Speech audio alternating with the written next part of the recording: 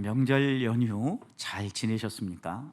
아무래도 평소보다는 가족에 대해서 더 생각하고 한 번이라도 더 가까운 친지들까지 얼굴을 뵐 수 있는 기간이죠. 이번에는 사회적 거리두기 때문에 얼굴 뵙는 것조차도 여유롭지 않았을 텐데, 그래도 온라인상으로라도 또 화상 통화로라도 여러분들이 함께 얼굴을 뵈니까 마음이 좋지 않습니까? 가족은 이렇게 우리에게 힘이 됩니다. 얼굴을 보기만 해도 건강하시구나, 아니 좀 아프셔도 그래도 우리와 함께 하고 계시는구나 라는 이런 마음만 가져도 행복한 게 가족입니다. 실제 하나님의 가르침 가운데에도 성경의 곳곳에 보면 가족에 대해서 설명하는 신앙적인 용어들이 참 많습니다. 하나님과 우리의 관계를 표현할 때에도 아버지와 아들, 이 가족 관계에서 나오는 이미지로, 그림으로 우리에게 가르쳐 주지 않습니까? 그런 점에서 어떻게 생각해 보면 하나님께서 이 땅에 허락하신 여러 공동체 기관들이 있는데, 그 기관들 가운데 가장 크고 놀라운 선물이 있다면 그것은 가족입니다. 가족. 하나님께서 우리에게 천국을 경험할 수 있도록 이 땅에 허락하신 두 개의 기관이 있다면 하나는 가족이고 다른 하나는 교회입니다. 둘 다 하나님께서는 서로 교제하고 아낌없이 자기의 것을 자기 것이라고 주장하지 아니하고 베풀고 나누면서 천국이 어떤 곳인가를 미리 맛볼 수 있도록 주신 거죠. 가정을 생각해 보십시오. 두 사람이 서로 사랑을 해서 서로 남남이었던 사람이 만나서 함께 살아가니까 어떻게 합니까? 그때부터는 남편이 벌어온 것도 아내 것이고 아내가 벌어온 것도 남편 것이고 또 부모가 벌어온 것을 자녀들이 함께 공유하면서 함께 생활하지 않습니까? 이게 뭐예요? 하나님께서 그리고 있는 하나님 나라가 어떤 건가를 우리에게 가정을 통해서 미리 맛보여 주는 거죠. 그런데 이런 가정에 대한 개념이요, 교회에서만이 아니라 이번 코로나19 팬데믹을 지나면서 또다시 경험하게 되는 거 아닙니까? 여러분, 코로나19 이 감염 위험이 강화될 때마다 각 나라들마다 취하는 조치가 무엇입니까? 접촉을 최소화시키는 거죠. 그래서 도시를 봉쇄합니다. 나라를 봉쇄합니다. 그리고 이동 제한을 합니다.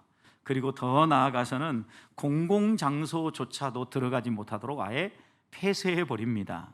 여러분, 그러다 보니까 사람들이 고립감을 느낍니다. 외롭다 그러고 고독하다고 이야기를 합니다. 그럼에도 불구하고 폐쇄할 수 없는 곳이 있습니다. 어디입니까, 여러분? 가정이죠, 가정. 아무리 이것이 강화되어져도 가정은 폐쇄하지 않아요, 여러분. 그래서 이 코로나19를 겪으면서 오히려 또다시 많은 사람들의 관심에 집중이 되어지고 재조명되는 공동체가 있는데, 그 공동체가 바로 가족이에요, 여러분. 고립감을 느꼈던 사람들이 가정 안에서 따뜻한 돌봄을 받고 서로 대화를 하면서 사랑을 나누면서 위로를 받으면서 이 모든 고립감, 고독감을 견디어내고 또 이겨내기도 합니다. 그것만이 아니라 사회의 모든 것들은 갑갑해도 가정 안에서 서로의 사랑을 나눔으로 정서적인 안정감까지도 얻는다라고 이야기를 합니다. 그래서 많은 석학들이 코로나19 이후에 일어날 변화들에 대해서 이야기를 하면서 그 변화 가운데 하나가 가족에 대한 개념의 재조명이다라고 얘기를 했습니다, 여러분. 왜냐하면 전에는 가정하면 잠을 자는 곳, 가족이 함께 식사하고 잠시 머무는 곳, 이렇게 생각을 했는데 코로나 때문에 재택근무가 되니까 가정이 이제는 사무실이 되었습니다.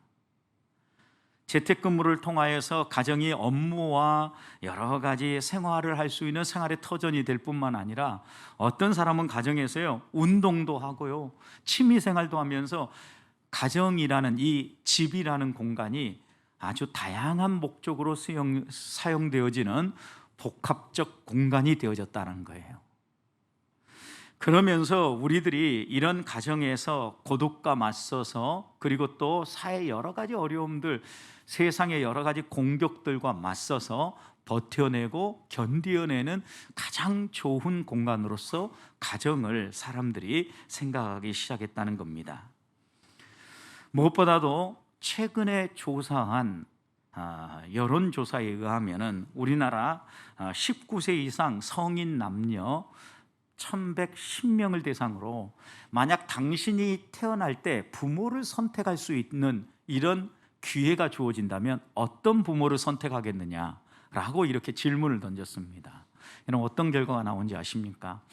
대부분 지금 우리 사회가 흙수저, 금수저 하면서 흙수저는 아무리 변해도 금수저가 될 수 없다. 또 미국 같은 이런 나라에서는 개천에서 용이 나온다. 그러지만 우리나라는 갈수록 개천에서 용이 나올 수 없는 구조가 되어버린다. 이런 뉴스들이 우리에게 마음을 불편하게 만들죠. 그리고 물질 만능주의, 황금을 위해서 모든 사람들이 정신 빼고 달려간다. 이렇게 이야기하는 시대가 되었습니다. 그런데 의외로 조사에 의하면요, 65%의 응답자가 부자 부모보다는, 부자이면서 다른 사람들에게 손가락질을 당하는 이런 부모보다는 가난할지라도 존경받는 부모, 좋은 평판을 받는 부모를 선택하겠다 이랬어요. 그리고 여러분, 우리가 요즘 얼마나 외모 지상주의입니까? 그래서 사람들에게 태어날 때 외모와 재능 가운데 선택을 하라면 무엇을 선택하겠느냐라고 이렇게 질문을 하니까요, 외모가 아니라 재능을 선택하겠다. 우리 사회가 그래도 소망이 있다는 이야기입니다. 우리가 생각하기에 모든 사람들이 곁길로 가고 있는 것 같아도 가정을 통하여서 건강한 교제를 하고 또 우리 사회가 가능하면 서로를 배려하고 함께 살아갈 수 있는 이런 사회를 꿈꾸고 있다는 것을 엿볼 수 있는 부분들입니다. 여러분, 사회에서도 이렇게 사람들이 원하고 내가 존경한다라고 얘기할 때 존경하는 대상이 있는 것처럼 교회 안에서도 신앙생활을 할 때 이런 신앙인이 되었으면 좋겠다, 나는 이런 신앙인을 존경한다라고 얘기하는 대상이 있죠. 여러분, 그런 사람이 어떤 사람입니까? 우리는 이제까지 이런 사람들을 이야기할 때마다 영적인 사람, 성령의 사람, 좀 더 구체적으로 표현한다면 성령 충만한 사람, 이렇게 얘기를 했습니다. 그런데 이것을 결과론적으로 놓고 본다면 그 사람의 삶에서 예수 믿는 냄새가 나는 사람, 이렇게 얘기할 수 있어요. 왜? 한 사람의 삶 속에 성령이 들어와서 그 사람을 지배하고 그 사람을 주도하고 이끌어 간다고 하면 그 사람 삶에서 예수 믿는 행동들이 나오게 될 거 아닙니까? 예수님을 닮아가는 모습들이 나오겠죠. 그래서 그런 사람을 가리켜서 우리는 예수 냄새가 난다, 저 사람이 정말 예수 믿는 사람이다 라고 이야기하지 않겠습니까? 그런데 고린도 교회 안에서 성령의 사람, 신령한 사람을 소망하면서 이들 안에도 이런 막 갈망이 생기기 시작했는데 그들의 방향이 조금 곁길로 가고 있었던 겁니다. 그들이 생각을 할 때 성령의 사람은 성령의 은사가 많은 사람, 은사 가운데에도 특별히 눈에 도드라지게 다른 사람의 시선을 집중시킬 수 있는 이런 은사를 가진 사람이라고 생각한 겁니다. 그래서 그들은 방언과 같이, 그리고 다른 사람에게 어떤 특별한 능력을 행하는 이런 은사들을 가지면 그 사람이 성령 충만한 사람이라고 생각을 했는데, 고린도 교회 대부분의 사람들이 방언을 하고 또 방언을 앞다투어 말함으로 자신이 하나님의 사람이라는 것을 드러내고자 했던 것이죠. 그런데 바울은 이런 그들을 향하여서 단순히 방언을 통해서 얼마나 내가 방언을 할 수 있느냐, 긴 시간 말할 수 있느냐가 중요한 것이 아니라 하나님의 말씀을 제대로 이해하고 그 말씀을 따라 순종하며 살아가는가, 그 사람 삶에서 예수 믿는 예수 그리스도의 향기가 묻어나는가가 더 중요하다는 걸 강조한 거예요. 그래서 이 은사 단락에서 교훈하면서 오늘 이제 14장 마지막이지 않습니까? 바울이 뭐라고 얘기합니까? 너희가 여러 가지 은사들, 특별히 12장을 시작하면서 신령한 것을 사모하라고 이야기를 하면서 여러 은사를 사모하라 그랬어요. 그런데 그 가운데 최고의 은사는 사랑이다. 그런데 이 사랑의 은사를 가지고 너희가 사랑하면서 살되 방언보다는 예언하기를 사모해라. 여러분, 왜 예언을 하라고 얘기합니까? 하나님의 뜻을 명확하게 알고 그 뜻을 분별해서 그 뜻대로 순종하며 살아가는 사람이 되라는 의미예요. 그런 점에서 바울은 오늘 성령의 사람은 어떠한 사람이냐, 하나님의 말씀을 깨닫고 그 말씀에 순종하며 살아가는 사람, 은사가 많은 사람이 아니라 다양한 은사와 또 그 은사를 따라서 다양한 사역을 감당하는 사람이 성령의 사람이 아니라 하나님의 말씀을 분별하고 그 말씀을 듣고 그 말씀에 순종하며 살아가는 사람, 자기의 유익을 위해서 살아가는 사람이 아니라 함께 더불어 살아가는 이웃, 공동체의 유익을 생각하면서 행동하는 사람, 이 사람이 성령의 사람이다, 하나님의 사람이다 라고 교훈하고 있는 겁니다. 그래서 오늘 39절과 40절 말씀 보십시오. 이 은사와 관련된 마지막 결론 부분을 이야기하면서 바울은 39절 이렇게 얘기합니다. 그런즉 내 형제들아, 예언하기를 사모하며 방언 말하기를 금하지 말아라. 예언을 사모하되 방언을 하려고 하면 통역을 하고, 또 그러지 않으면 하나님과 개인적으로 교제할 때 방언을 해라. 그런 점에서 방언을 내가 금하지는 않는다. 그러나 예언을 사모해라 라고 얘기하면서 이 예언의 말씀을 따라 살아나갈 때 40절 같은 열매가 맺혀야 된다는 거예요. 40절의 열매가 무엇입니까? 모든 것을 할 때, 어떤 일을 할 때든 너희의 행동 가운데, 삶 가운데 뭐가 있어야 된다? 품위가 있어야 된다. 품위가. 그리고 품위가 있을 뿐만 아니라 그 품위와 함께 질서가 드러나야 된다. 여러분, 하나님은 질서의 하나님, 무질서의 하나님이 아니라 화평의 하나님이라 그랬죠. 그러니까 하나님의 성품이 드러나면서 너희의 삶을 통하여서 얼마나 그리스도인다운지 너희의 모든 것에 품위가 있어야 된다라고 교훈하고 있는 겁니다. 성도 여러분, 한 주간 동안 또 지난 명절을 지내는 동안 여러분의 행동을 통하여서, 여러분의 언어를 통하여서 화평의 하나님을 드러내 보이셨습니까? 좀 더 구체적으로 표현하면 하나님의 사람으로 말씀을 깨닫고 그 말씀이 교훈하는 대로 품위 있게 사셨냐는 거예요. 자, 그러면 우리가 한번 이렇게 다시 질문해 봅시다. 그렇다면 품위 있게 산다는 의미는 무엇일까요? 여러분, 40절에 모든 것을 행할 때 품위 있게 하라겠는데, 모든 것을 할 때 성도다움 면모가 있게 하라 이 말이죠. 여러분, 품위라는 건 뭐예요? 사회와 공동체마다, 그리고 시대마다 나름 생각하는 품위의 기준이 조금씩은 달라요. 예를 들어서 여러분, 집안의 어른입니다. 그런데 어른이 듬직하지 못하고 아이들처럼 자신의 입맛에 맞는 음식을 해주지 않는다고 투덜거려 보십시오. 그럼 품위가 어때요? 높아집니까? 떨어집니까? 떨어지는 거예요.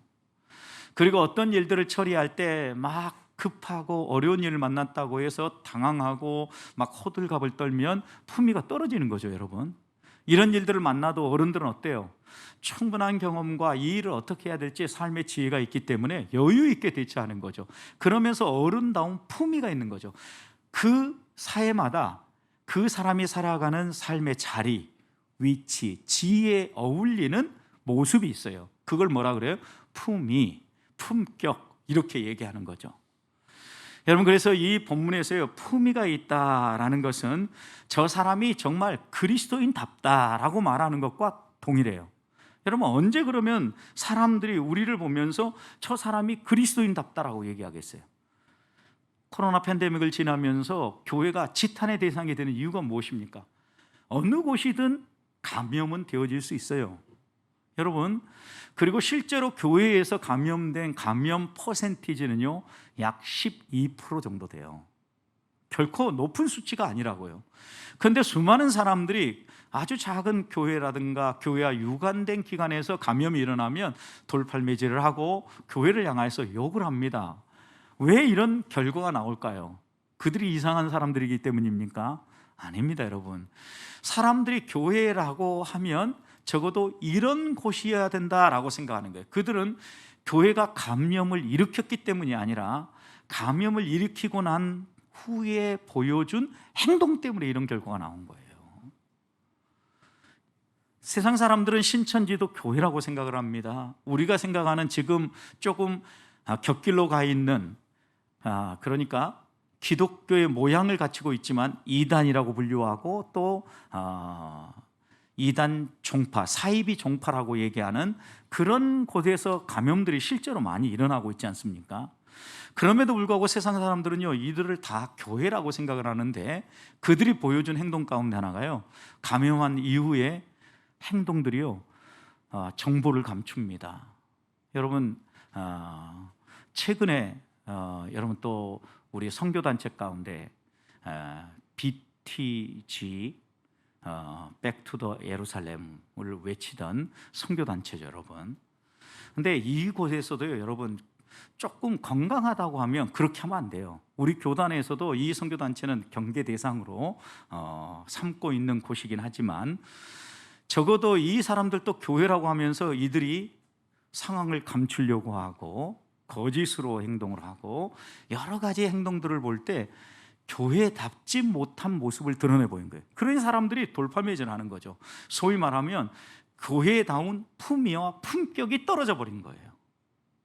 그런 점에서 오늘 우리가 이 말씀을 보면서 내가 오늘을 살아갈 때, 내가 그리스도인이라고 내 입으로 말할 때 어떤 그리스도인을 세상 사람은 품위 있는 사람, 품격 있는 사람이라고 이야기하겠느냐는 거죠.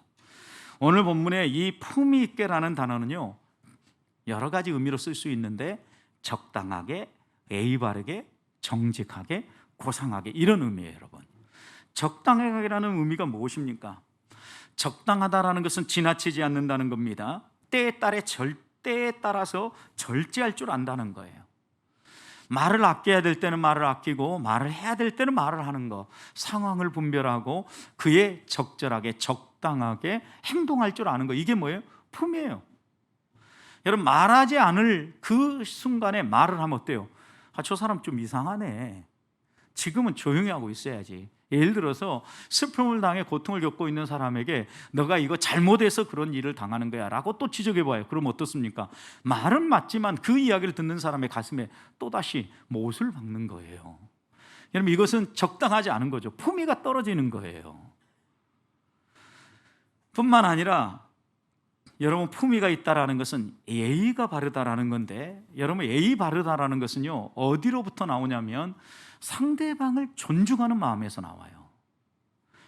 최근에 코로나 이후에 교회에서 코로나가 발생했을 때 지탄의 대상이 되었던 교회들 보십시오. 그 교회들은요, 상대방을 존중하지 않는 거예요. 자기만 생각하는 거예요.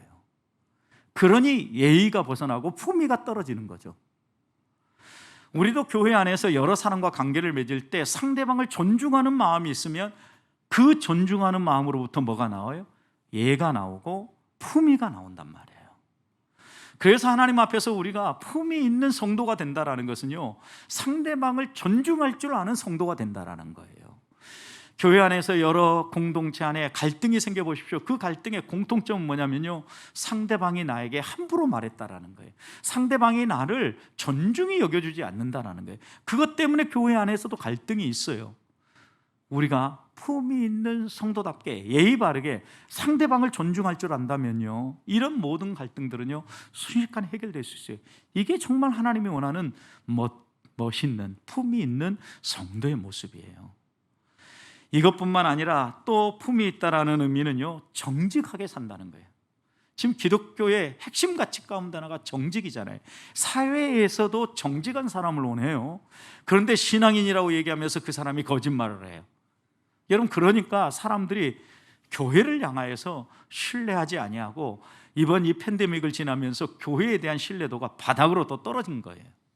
여러분, 우리가 그런 점에서요, 그 사람들과 그 형편에 대해서 원망할 것이 아니라 내 자신이 정직한가에 집중해야 돼요. 우리는 내가 정직해야 돼요. 내가 하나님 앞에서 바르게 살아야 된다고.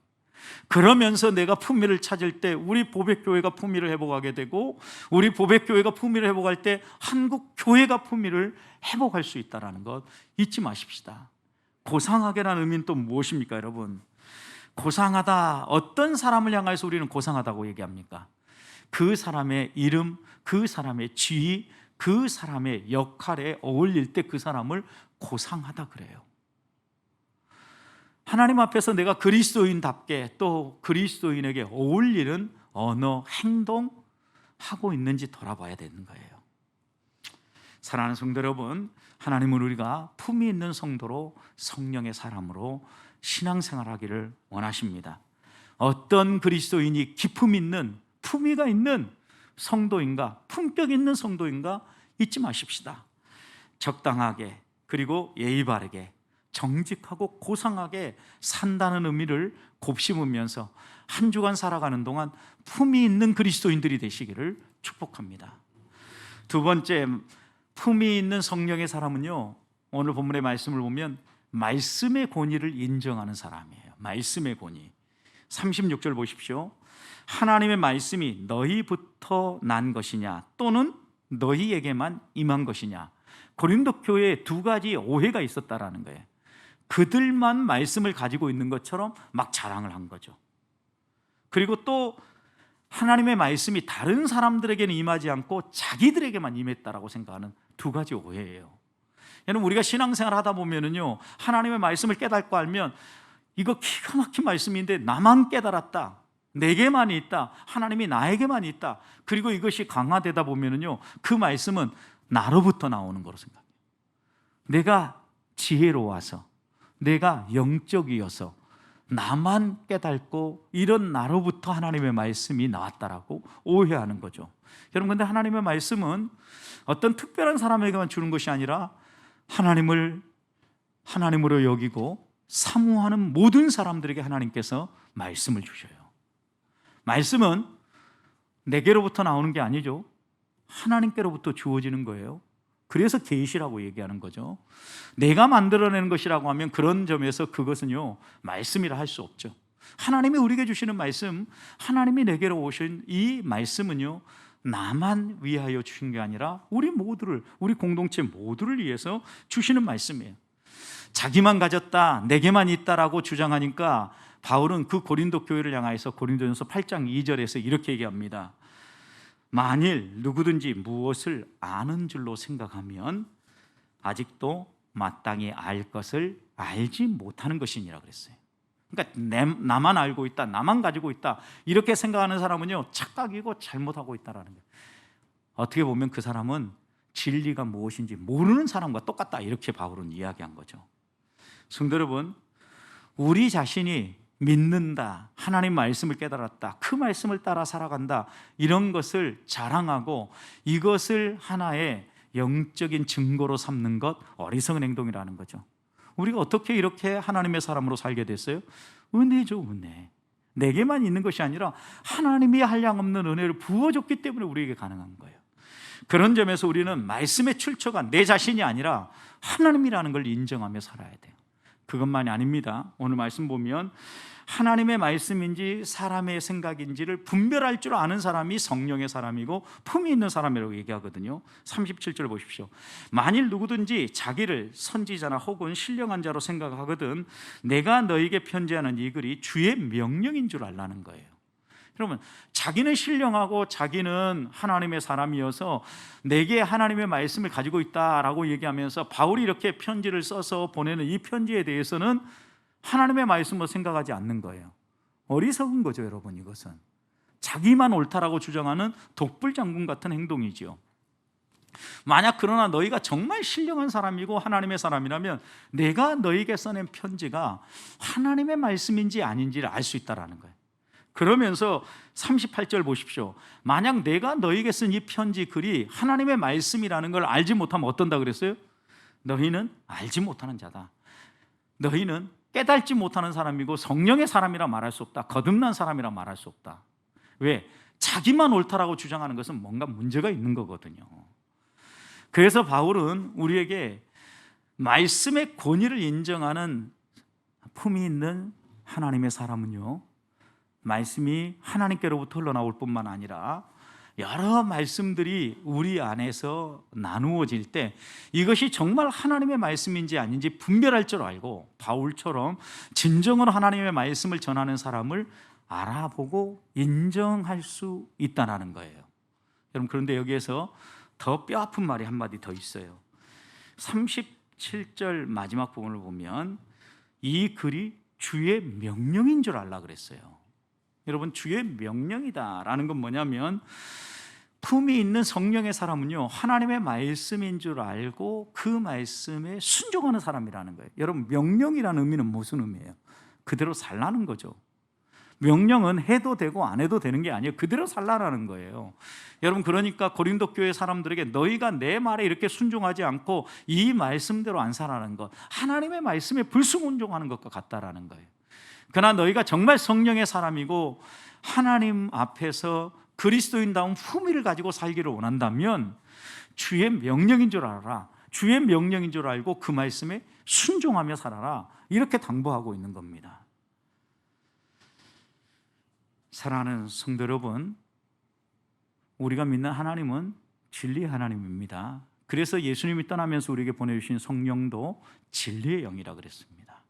그 진리의 영이 우리에게 오면 하나님의 말씀이 하나님께로부터 주어진다는 걸 알 뿐만 아니라 그것이 하나님의 말씀인지 아닌지 분별할 수 있는 눈도 생기고, 하나님의 말씀으로 분별한다면 주의 명령을 순종할 줄 안다는 거예요. 말씀의 권위를 인정하는 사람, 그 사람이 어떤 사람입니까? 품위 있는 성령의 사람인데, 하나님의 말씀으로 알고 하나님의 말씀을 분별하며 그 말씀에 순종하며 살아가는 사람이다, 이렇게 말씀하는 겁니다. 한 주간 살아가는 동안 우리가 품위 있는 성령의 사람답게 하나님이 우리에게 주시는 말씀을 분별하고 그 말씀에 순종함으로 우리의 삶을 통하여서 예수 믿는 품격이 묻어나는, 예수 믿는 품위가 살아나는 성도들이 되시기를 축복합니다. 마지막입니다. 마지막은 오늘 34절 35절 말씀을 보면 품위 있는 성령의 사람은요, 말을 아끼는 사람이다, 이렇게 얘기하는 거예요. 자, 본문의 말씀이 오해가 많은 본문이기도 하고 좀 해석하기 어려운 난해 구절이라고도 합니다. 자, 보십시오. 34절, 여자는 교회에서 잠잠하라. 그리고 35절 말씀을 보십시오.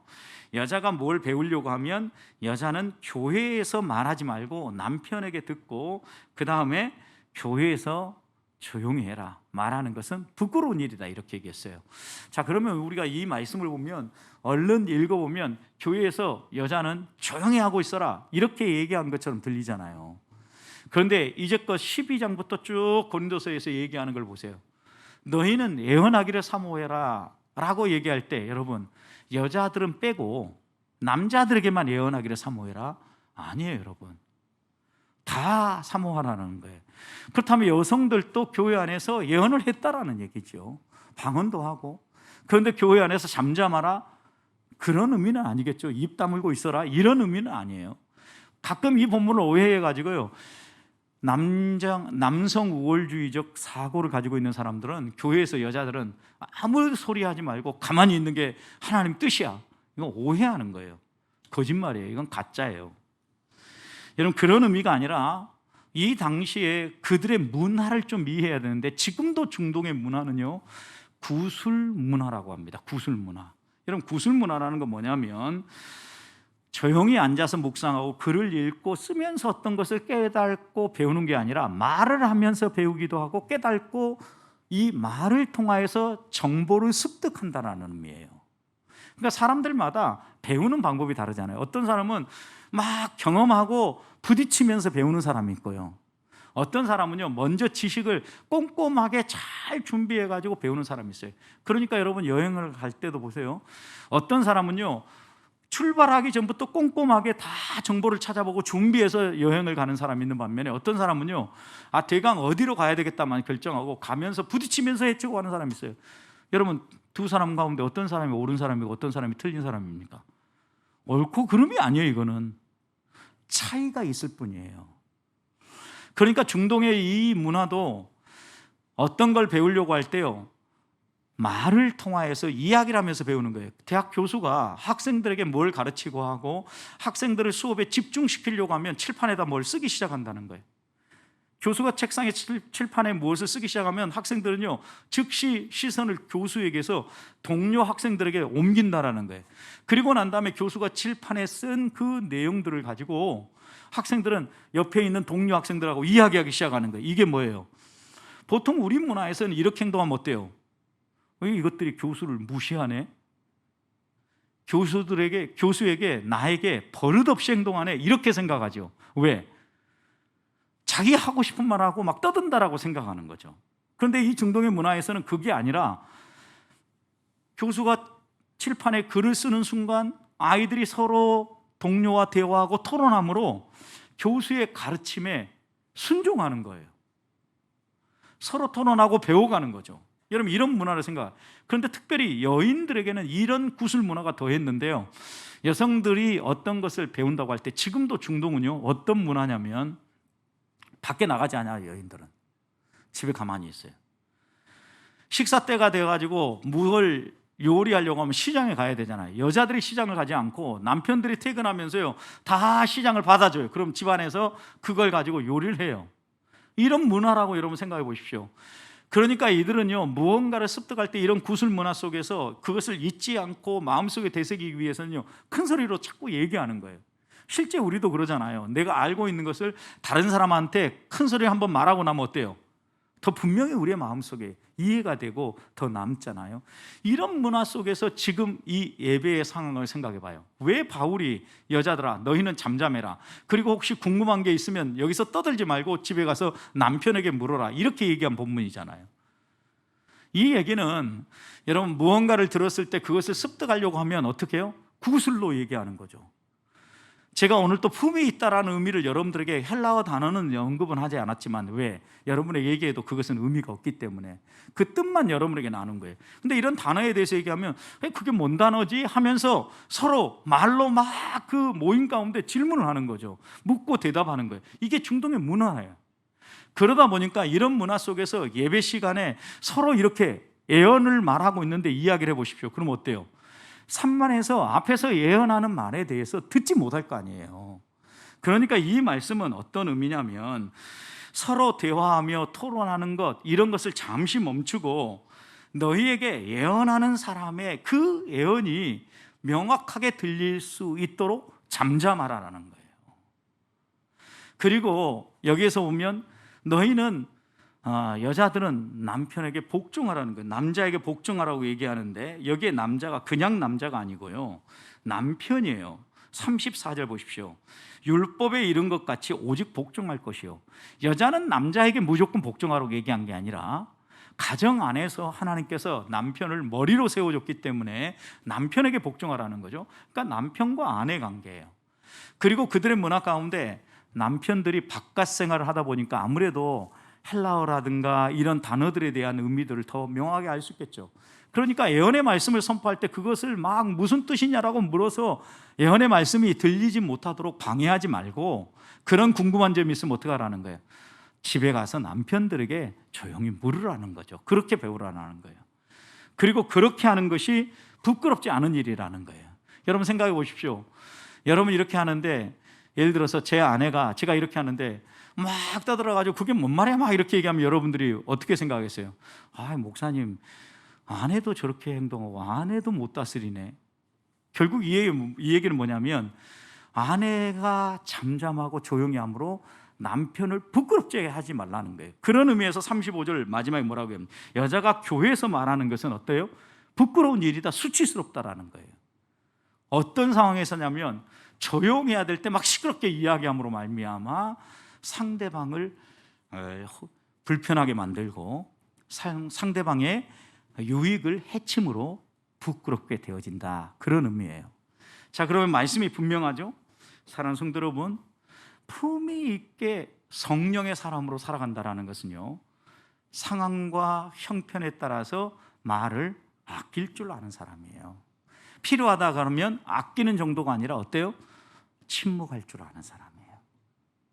여러분 우리 사회 많은 문제들 보십시오. 침묵하지 아니하고 내가 말함으로 말미암아 문제가 생길 때가 많아요.